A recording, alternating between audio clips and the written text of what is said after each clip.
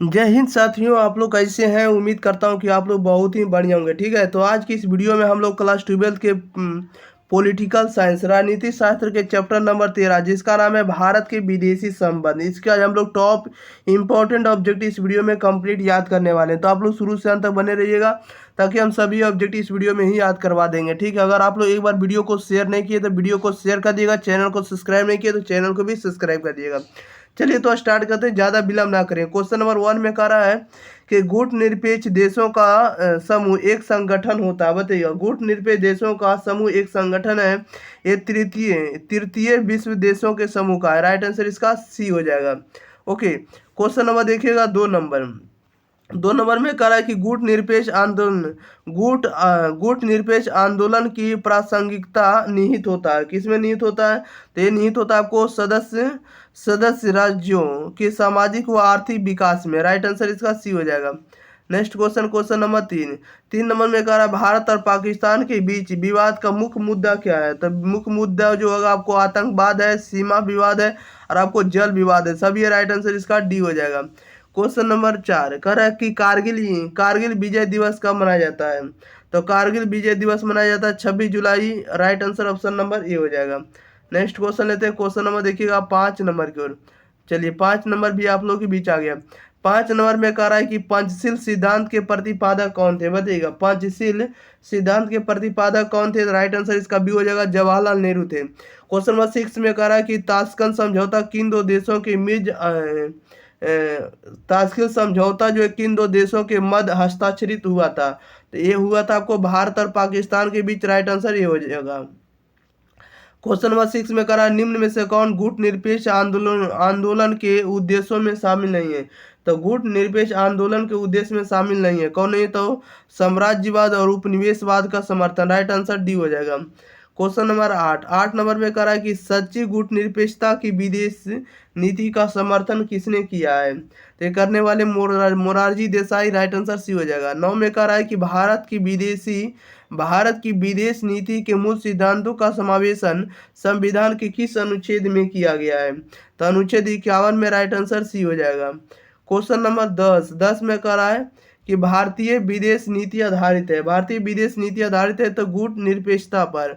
11 में कह रहा है 1971 के भारत पाक युद्ध में किस नए देश का जन्म हुआ है? तो ये हुआ आपको बांग्लादेश का जन्म। राइट आंसर भी हो जाएगा। क्वेश्चन नंबर 12 में कह रहा है गुट निरपेक्ष आंदोलन का पहला शिखर सम्मेलन कहाँ हुआ था? तो ये हुआ था आपको यूगोस्लाविया में। राइट आंसर भी हो जाएगा। 13 में कह रहा है गुट निरपेक्ष आंदोलन का 18वां शिखर सम्मेलन कहाँ हुआ था? तो 18वां शिखर सम्मेलन हुआ था आपको अजरबैजान में। राइट आंसर भी हो जाएगा। क्वेश्चन नंबर 14 निम्नलिखित में से कौन एक भारत की विदेश नीति का मुख्य आधार है?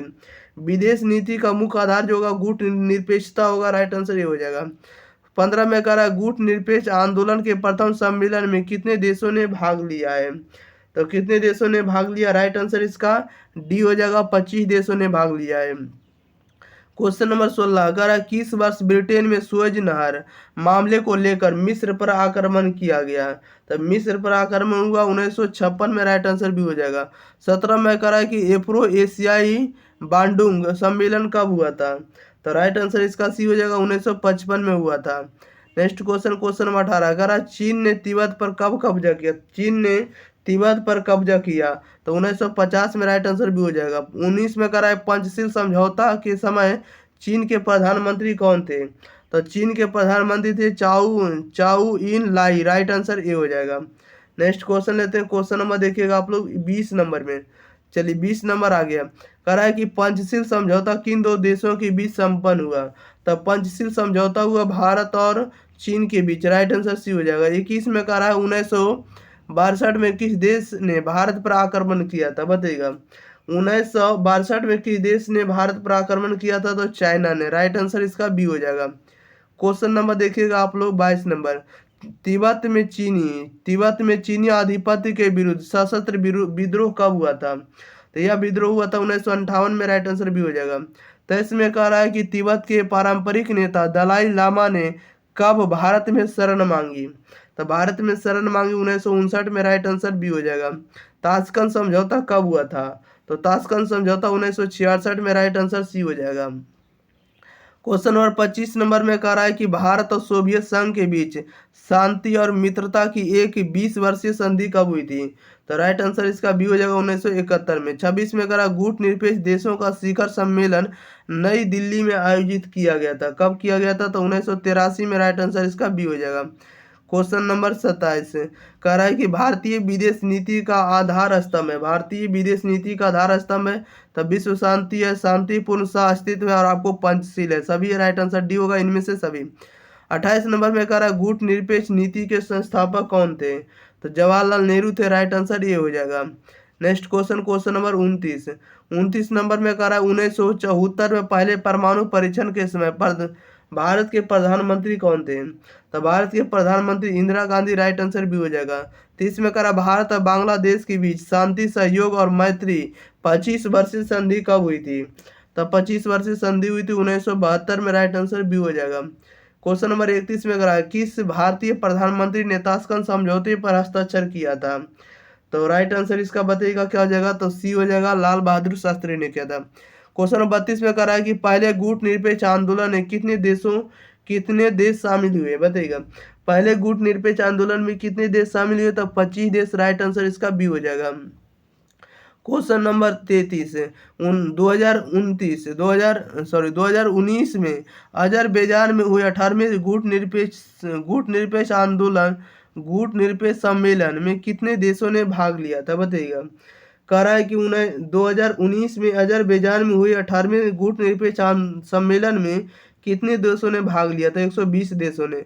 34 में कह रहा पहले गुट निरपेक्ष आंदोलन में भारत का नेतृत्व किसने किया था? तो नेहरू ने किया था, पंडित नेहरू ने। क्वेश्चन नंबर 35 निम्नलिखित में से कौन एक गुट निरपेक्ष आंदोलन के जनक नहीं थे? गुट निरपेक्ष आंदोलन के जनक नहीं थे तो अराफत नहीं थे। राइट आंसर बी हो जाएगा।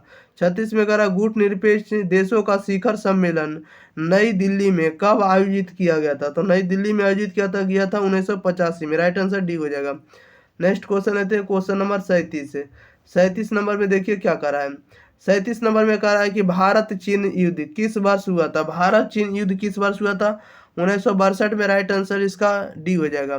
नेक्स्ट क्वेश्चन, क्वेश्चन नंबर 38 में कह रहा है निम्नांकित में कौन सा कथन गुट निरपेक्ष आंदोलनों के उद्देश्य पर प्रकाश नहीं डालता है? तो राइट आंसर इसका डी हो जाएगा, वैश्विक आर्थिक असमानता की समाप्ति पर ध्यान केंद्रित करना। ओके। क्वेश्चन नंबर देखिए 39 में कह रहा पहला गुट निरपेक्ष सम्मेलन कहाँ हुआ था? तो ये हुआ था आपको बेलग्रेड में। राइट आंसर भी हो जाएगा। 40 में कह रहा गुट निरपेक्ष आंदोलन पर मुख्य रूप से विचार किया गया था। मुख्य रूप से विचार किया गया था, इसमें से ना कोई भी विचार नहीं किया गया था। राइट आंसर डी हुआ, इसमें उपरोक्त में से कोई नहीं। क्वेश्चन नंबर 41 कह रहा है कि भारत में विदेशी नीति के संचालक कौन थे? बताइएगा।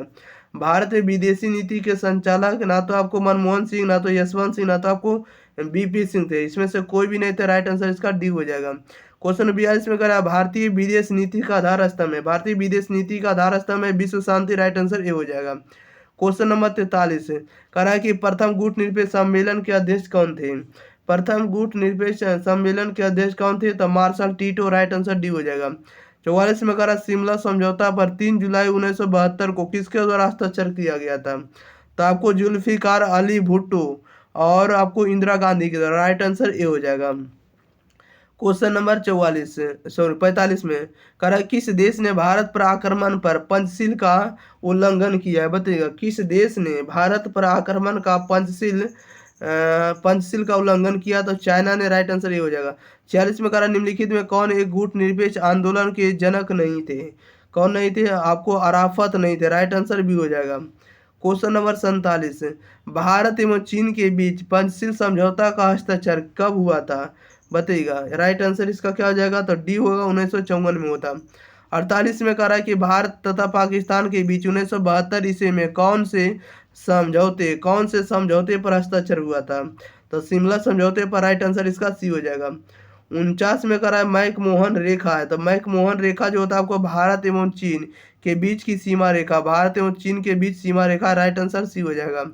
नेक्स्ट क्वेश्चन लेते हैं, क्वेश्चन नंबर 50 नंबर में कह रहा है कि कारगिल बोले तो भारत और पाकिस्तान के बीच जो युद्ध हुआ था वो कब हुआ था? बताइएगा कारगिल युद्ध कब हुआ था? राइट आंसर इसका बताइएगा। तो कारगिल युद्ध हुआ था 1999। राइट आंसर सी हो जाएगा। 51 में कह रहा है कि नेहरू की गुट निरपेक्षता की नीति का सबसे पहला परीक्षण कब हुआ था? तो पहला परीक्षण हुआ था 1950 में, कोरिया की लड़ाई में। क्वेश्चन नंबर 52 52 में कह रहा भारत ने किस देश के साथ संधि की जिसकी प्रस्तावना में पंचशील के सूत्र रखे हुए? पंचशील के सूत्र रखे हुए चीन के साथ, राइट आंसर भी हो जाएगा। 53 में कह रहा है मैकमोहन रेखा कहाँ है? तो मैकमोहन रेखा अरुणाचल प्रदेश में, राइट आंसर भी हो जाएगा। क्वेश्चन नंबर 54 में कह रहा है कि गुट निरपेक्षता की नींव रखने में किस भारतीय नेता का प्रमुख योगदान था? प्रमुख योगदान था आपको जवाहरलाल नेहरू का। 55 में कह रहा है गुट निरपेक्ष देशों का शिखर सम्मेलन नई दिल्ली में आयोजित किया गया था। ये कब किया गया था? 1983 में, राइट आंसर इसका बी हो जाएगा। नेक्स्ट क्वेश्चन नंबर देखिए 56। भारत को किस संस्था में पूर्ण संवादवादी का स्थान प्राप्त है? बताइएगा, भारत को किस संस्था में पूर्ण संवादी का स्थान प्राप्त है? तो एशियाई क्षेत्रीय मंच का, राइट आंसर सी हो जाएगा। 57 में करा 1965 और 71 में भारत का किस देश के साथ युद्ध हुआ था? ये हुआ था पाकिस्तान के साथ, राइट आंसर सी हो जाएगा। क्वेश्चन नंबर 58 में करा इंदिरा गांधी ने किस समझौते पर हस्ताक्षर किए? बताइएगा, इंदिरा गांधी ने किस समझौते पर हस्ताक्षर किए? तो 1972 का शिमला समझौता पर। क्वेश्चन नंबर देखिएगा आप लोग 59। गुट निरपेक्षता का अर्थ होता है, गुट निरपेक्षता का अर्थ होता है विश्व के किसी भी गुट में शामिल ना होना, राइट आंसर इसका बी हो जाएगा। क्वेश्चन नंबर देखिएगा 60 में कह रहा है कि गुट निरपेक्षता को यह भी कहा जाता है, गुट निरपेक्षता को यह भी कहा जाता है कि तटस्थता है। 61 में कह रहा है कि ताशकंद समझौता पर 10 जनवरी 1966 को किनके द्वारा हस्ताक्षर किया गया था? बताइएगा, ताशकंद समझौता पर 10 जनवरी 1966 को किनके द्वारा हस्ताक्षर किया गया था? तो ये किया गया था आपको अयूब खान और लाल बहादुर शास्त्री द्वारा, राइट आंसर ए हो जाएगा। 62 में कह रहा है 1971 के ग्रैंड एलायंस में निम्नलिखित में कौन सी पार्टी शामिल नहीं थी? कौन सी पार्टी शामिल नहीं थी? तो साम्यवादी दल नहीं शामिल थी, राइट आंसर सी हो जाएगा। क्वेश्चन नंबर देखिएगा आप लोग सीधे कितना नंबर 63 नंबर में। 63 नंबर में कह रहा है कि ताशकंद समझौते के समय सोवियत संघ का प्रतिनिधित्व कौन नेता कर रहा था? बताइएगा, ताशकंद समझौते के समय सोवियत संघ का प्रतिनिधित्व कौन नेता कर रहा था? तो कोसिजिन कर रहा था, राइट आंसर भी हो जाएगा। 64 में कह रहा गुट निरपेक्ष आंदोलन कब अस्तित्व में आया? तो गुट निरपेक्ष आंदोलन कब अस्तित्व में आया? तो 1961 में, राइट आंसर ये हो जाएगा। चलिए, तो इस वीडियो में जितना ऑब्जेक्टिव था सभी के सभी ऑब्जेक्टिव कंप्लीट कर दिए। तब तक के लिए आप लोग वीडियो को शेयर करिए और चैनल को अगर आप लोग सब्सक्राइब नहीं किए तो आप लोग चैनल को जरूर सब्सक्राइब करिए, ओके। और अन्य वीडियो का प्लेलिस्ट का लिंक आपको वीडियो के डिस्क्रिप्शन मिल जाएगा, आप लोग जरूर जाकर चेक कर लीजिए, ओके। तो thank you for watching this video, धन्यवाद।